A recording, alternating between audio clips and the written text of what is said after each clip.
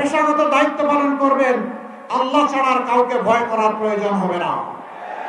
আমরা সেই বাংলাদেশটি দেখতে চাই। এই বাংলাদেশটা কি মায়েদের জন্য, বোনেদের জন্য আপনারাও চান?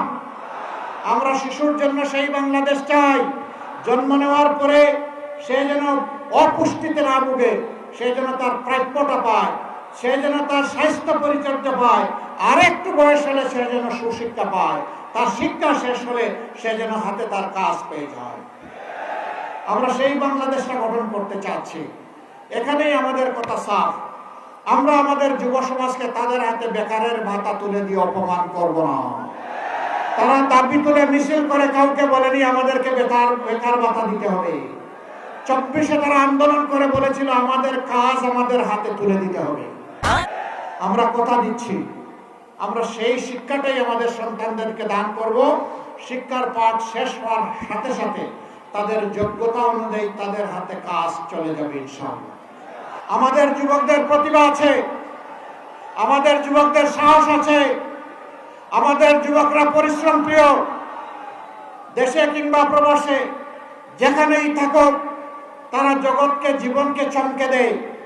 শুধুমাত্র তাদেরকে যথাযথ পৃষ্ঠপোষকতা, সুশিক্ষা এবং প্রশিক্ষণের অভাবে আমাদের যুবকরা যেভাবে এই বাংলাদেশকে সোনার দেশ হিসাবে গড়ে দিতে পারত, সেই সুযোগ আমরা তাদেরকে দেই নাই। আমরা ওই সুযোগ নিশ্চিত করব ইনশাআল্লাহ।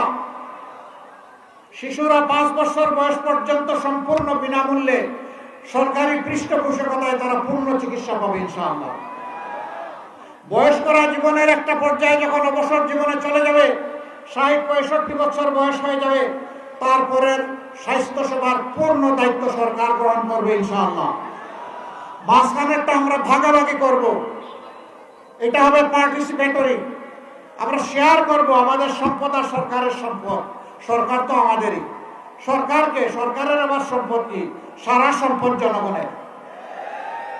বলবেন যে এত এত জিনিস, চাকরিও দিবেন, শিক্ষাও দিবেন, আবার বিনা পয়সার চিকিৎসাও নিশ্চিত করবেন, টাকা পাবেন কই?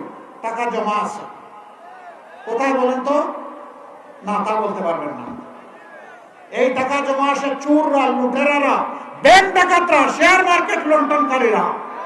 আমার দেশের যে 28 লক্ষ কোটি টাকা বিদেশে পাচার করেছে, সেই টাকা আল্লাহ যদি আমাদেরকে সাহায্য করেন, সামর্থ্য দেন, ওদের মুখের ভিতর যে হাত ঢুকাইয়া পেটের ভিতর থেকে বের করে আনবো ইনশাআল্লাহ।